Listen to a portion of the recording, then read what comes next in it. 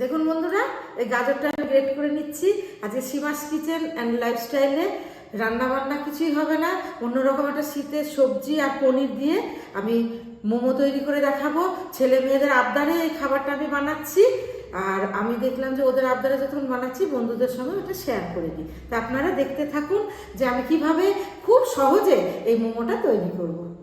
তার জন্য এখানে এই যে ক্যাবেজ কুচিয়ে রেখেছি, ধনেপাতা, পেঁয়াজ, কাঁচা লঙ্কা, আর এইখানে মেয়ে ময়দাটা মেখে রেখেছে। এখানে আছে মেন উপকরণ, এই যে 200 গ্রামের একটা পনির নিয়ে এসেছি আমি। এটা দিয়ে আমি আজকে মোমোটা খুব সহজে বানিয়ে দেখাবো। এখানে একটা পাত্র নিয়েছি, এবার এই পনিরটাকে আমি এই গামলার মধ্যে নিয়ে গুঁড়িয়ে নেব হাত দিয়ে।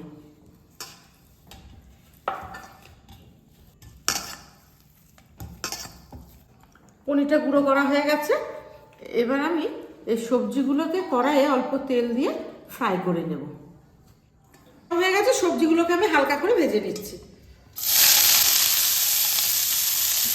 সামান্য লবণ দিয়ে। বন্ধুরা, সবজির কাঁচা গন্ধটা চলে গেছে। আমি এবার দিয়ে দেবো গ্রেট করা অল্প আদা, খুব সুন্দর একটা ফ্লেভার বার হবে। আর এখানে যে পনিরটাকে হাত দিয়ে চটকে রেখেছিলাম এটাও এর মধ্যে দিয়ে নাড়াচাড়া করে একটা পুর বানিয়ে নিচ্ছি। দেখুন বন্ধুরা, মোমোর পুরটা কত সুন্দর তৈরি হয়ে গেছে। আমি এবার ঠান্ডা করতে দিচ্ছি, আর উপর দিয়ে ধনে পাতাটাও কুচিয়ে দিচ্ছি। এটা মেখে নেবো ভালো করে। আর ওইদিকে মেয়ে আটা লেচিগুলো তৈরি করছে, মোমোর লেচিগুলো তৈরি করছে। লেচিগুলো বেলে নিয়েছে মেয়ে, এর মধ্যে আমি পুরটা দিয়ে নিচ্ছি। পুরটা এত সুন্দর স্বাদ হয়েছে, তাহলে মোমোর মধ্যে কতটা ভালো লাগবে বলুন তো। আপনারা দেখতে থাকুন, মেয়ে বানাচ্ছে। হ্যাঁ, ভাঁজগুলো ঠিকভাবে দাও।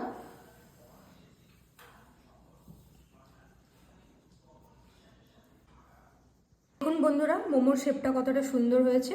ঠিক এইভাবে একে একে আমরা প্রত্যেকটা মোমোকে শেপ কিভাবে দেব। মোমোর শেপ দেওয়া হয়ে গেছে। এবার ওরা সিদ্ধ করার জন্য যে এরকম একটা ঝাঁঝরি থালা নিয়েছে, এর মধ্যে তেল মাখিয়ে বসিয়ে দিচ্ছে, স্টিমে সিদ্ধ হবে।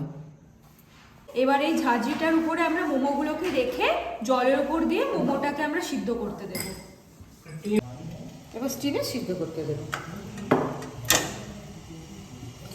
উপর থেকে ঢাকনা চাপা দিয়ে দিচ্ছি। দেখুন বন্ধুরা, মোমোটা সিদ্ধ হয়ে গেছে। এটাকে আবার তুলে ঠান্ডা করতে দেব। আর এইদিকে দেখুন আরো কিছুটা আছে, এটাকে আমি এর মধ্যে আবার স্টিমে দিয়ে দিচ্ছি। এখানে মোমো রেডি হয়ে গেছে।